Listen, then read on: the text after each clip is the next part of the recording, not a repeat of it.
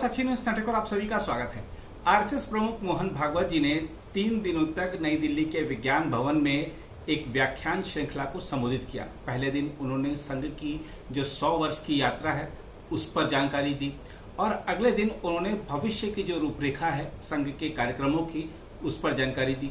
तीसरे दिन उन्होंने कई सामयिक प्रश्नों के उत्तर दिए और लोगों के सवालों के जो जवाब थे उससे बहुत कुछ निकलकर सामने आया है। क्या कहा संघ प्रमुख मोहन भागवत ने? 3 दिनों के उनके संबोधन का क्या निचोड़ रहा, आइए इस रिपोर्ट में देखते हैं।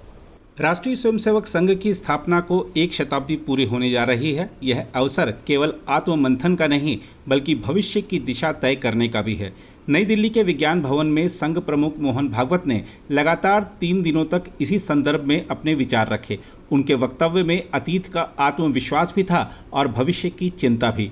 3 दिवसीय कार्यक्रम में संघ प्रमुख मोहन भागवत ने न केवल संगठन के अतीत और उपलब्धियों की समीक्षा की बल्कि भविष्य की रूपरेखा और समसामयिक प्रश्नों के उत्तर भी दिए।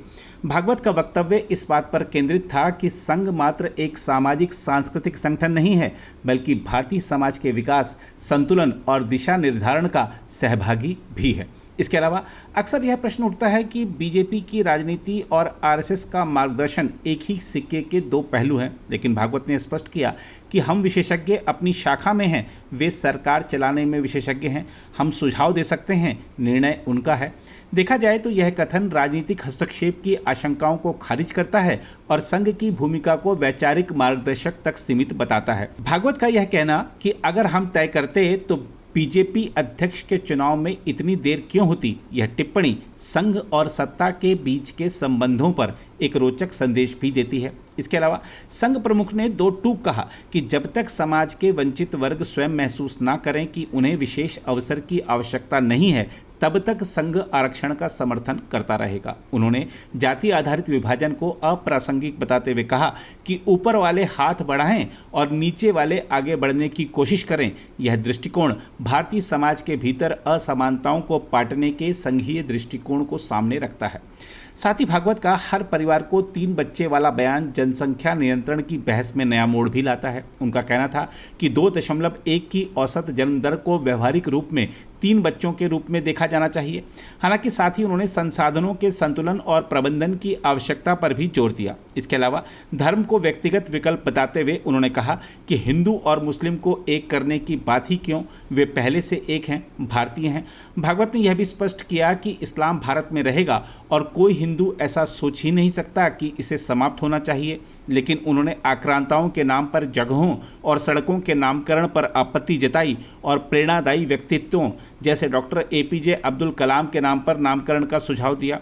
साथ ही अवैध प्रवास और जबरन धर्मांतरण को उन्होंने जनसांख्यिकीय असंतुलन की जड़ बताया। उनका तर्क था कि नागरिकों, हिंदू या मुस्लिम को रोजगार और अवसर मिलने चाहिए लेकिन अवैध प्रवासियों को नहीं।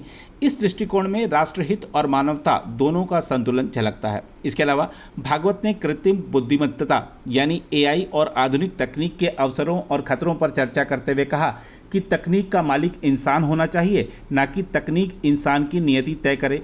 शिक्षा केवल सूचनाओं का ढेर नहीं बल्कि मनुष्य निर्माण का साधन होनी चाहिए। नई शिक्षा नीति में इन बातों के समावेश की आवश्यकता पर भी उन्होंने बल दिया। अमेरिकी दबाव की पृष्ठभूमि में उन्होंने कहा कि अंतर्राष्ट्रीय व्यापार जरूरी है लेकिन मित्रता दबाव में नहीं पनप सकती। आत्मनिर्भरता और पारस्परिक निर्भरता दोनों का संतुलन बनाना भारत की विदेश नीति का आधार होना चाहिए। देखा जाए तो मोहन भागवत का यह वक्तव्य संघ की 100 वर्षों की यात्रा से आगे के 100 वर्षों की झलक भी प्रस्तुत करता है। यह यात्रा केवल संगठन की नहीं बल्कि भारतीय समाज की भी है, जहां परंपरा और आधुनिकता, आध्यात्म और विज्ञान, सामाजिक न्याय और राष्ट्रहित सबको जोड़ने का प्रयास है। भागवत का संदेश साफ है, राजनीति से दूरी रखते हुए वैचारिक मार्गदर्शन, समाज के वंचित वर्ग के उत्थान के लिए प्रतिबद्धता, तकनीक और शिक्षा के नए युग में भारतीय दृष्टि का समावेश और विश्व स्तर पर आत्मनिर्भर लेकिन सहयोगी भारत की परिकल्पना। बहरहाल संघ की शताब्दी केवल एक संगठन की यात्रा नहीं है, बल्कि भारतीय समाज के विकास और बदलाव की गवाही भी है।